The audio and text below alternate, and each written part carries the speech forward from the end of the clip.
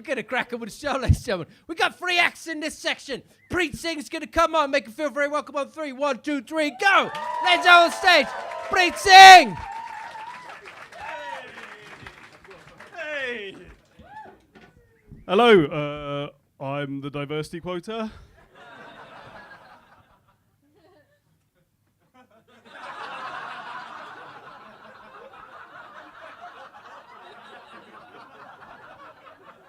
It's on my rider for every gig I do. 1 Asian in the front row.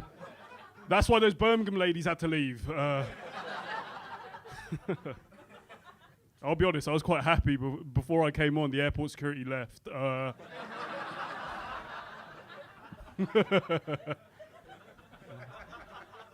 Just writing a report as we speak. I'm in level with you guys, right? I'm going to put a disclaimer out. I am going to talk about race. I don't want you guys to feel uncomfortable. Don't want you guys to feel awkward or offended. Because I gig a lot in the South, in Surrey and places, and people get offended very easily. I had a lady come up to me after a show. She was like, why do you people always have to talk about race? Why can't you talk about normal stuff like Waitrose? Because look at my face. A lot of my life is going to be about race when you look like a hipster bin Laden.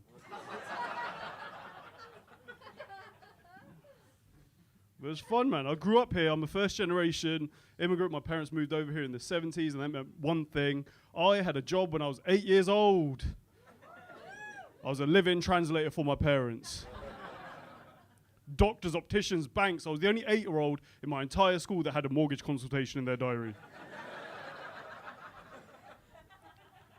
Like, people come up to me after school like, Preet, do you want to come play football with us? I'd always have to turn them down like, no can do, Billy. That fixed rate interest isn't going to find itself now, is it? Move it along, Billy. Go read your Biff and Chip books. I've got terms and conditions. I would always get taken to these appointments with my parents, and the people there would never take us seriously. Like, they'd always react in that same patronizing salesperson-y voice. Like, oh, Mr. and Mrs. Singh. Perhaps your son can wait outside? My dad would panic and go, no. He stays. Chal, do the business. I was a smug kid, so I let that go to my head like, well, Barry. Looks like you'll be dealing with me now. Call me Mr. Singh. It's 2 coffees and 12 Ribenas. Don't ask questions, Barry. I would feel bad for Barry, though, because as a kid, I used to suffer from very bad ADHD. So he'd be trying to tell me important information about the mortgage, and I'd be throwing shapes. Mr. Singh, the residual on this mortgage. Yes, Barry. Tell me more about the overpayments. Paul Barry didn't know whether to call Child Protective Services or a fucking exorcist. It's extra for that view you just got there. It wasn't all bad, though, because I used to get taken to my own parents' evening to translate. That was a fucking golden ticket. True story, I got suspended in November of year 8 for hitting a kid in the head with a keyboard. Shit happens, innit? Grow up. That ended with my parents writing a thank you letter to the school for their diversity and inclusion policy, because I told them they gave me 3 extra days off at Diwali.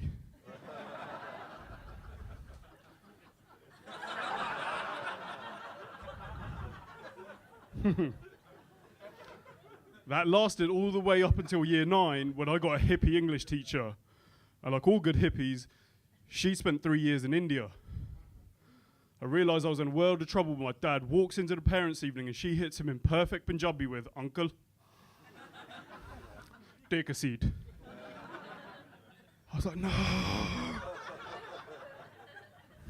I panicked, so I did the only thing I could do, which was play the race card. I was like, you can't do that, miss. That's cultural appropriation. She wasn't scared. Because she hit me with a card that white women carry in their back pocket. She was like, no, it's not. I've sucked a lot of brown dick. From the look of delight on my dad's face, I knew I weren't winning that argument. There was only one way my parents could like discipline us, and that was to beat us. Now, don't feel bad for me. I was a little shit. It was totally justified. But everything in our house at some point has been used as a disciplinary tool. Like, I'm talking shoes, rolling pins, random sticks from the garden. Now, that sounds funny, but we had a fucking oak tree. It was awful. I still got PTSD from being beaten by DVDs. Not the cases, the actual DVDs. My mum would use them as like ninja stars, like. It was horrible. I was a fat kid as well, so they get stuck in the rolls in the back of my neck. I'd roll to school looking like a CD rack. Go to put my hand up, out falls Die Hard 2. Or if it was my dad's DVD collection, Busty Blondes 3. Love that joke. It was actually schools where I realized I was different to the majority white kids in my area, right? Because the first piece of homework they ever set us was to write up how your parents met, present it to the class the next day.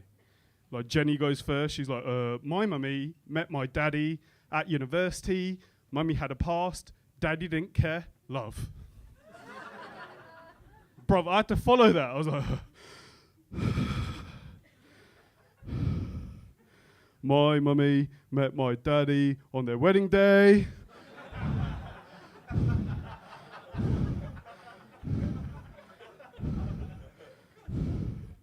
She isn't sure if she loves my daddy yet. She married him because her dad said so. To my surprise, the teacher gets angry at me. She's like, get out of my classroom. That's not how people fall in love. I was a spicy kid, so I responded back with, what, miss? You can't be angry at my mum for having honor. She's not a slag like Jenny's mum, is she?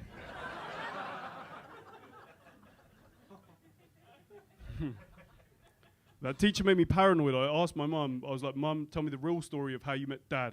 When was the first time you ever saw Dad? She explained she had to go pick him up from the airport, and she'd only ever seen a picture of him. And she had to pick him up out of a lineup. And in her words, that's problematic because catfishing is not new. I've seen that picture of my dad, and he's so filtered in that picture, he's the third sexiest cartoon I've ever seen. After Jessica Rabbit and the fish Angelina Jolie played in Shark's Tale.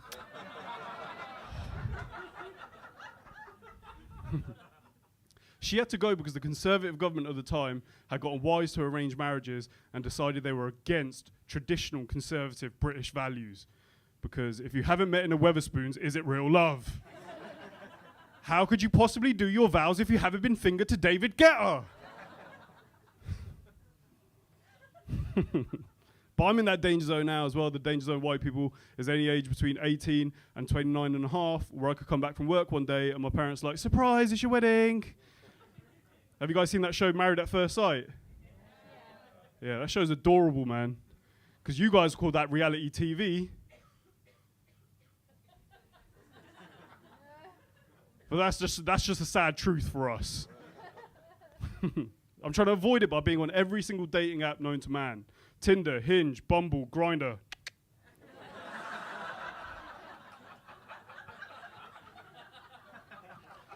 I'll level with you, Liverpool, right? I'm only on Grindr for the self-esteem.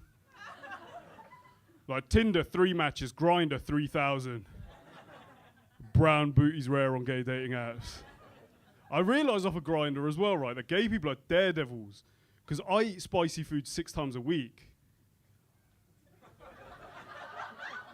So if I fuck you and it burns, it's not chlamydia. Spice. Whereabouts are you from? No, from. It's not racist if I ask it.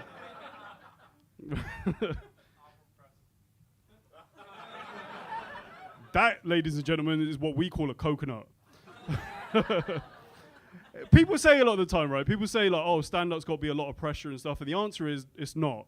Real pressure is being 11 years old and being taken to your mother's gynecologist appointment. There's no Punjabi word for period. That means 11-year-old me had to look my mum directly in the eyes and be like, you know when your pussy bleeds? That's pressure. Worst thing that happens here tonight, I say something you guys don't laugh. Worst thing that happens in that scenario, I fuck up the birth control translation, end up with my inheritance halved. Liverpool, you guys have been great. I've been Preet Singh. Thank you.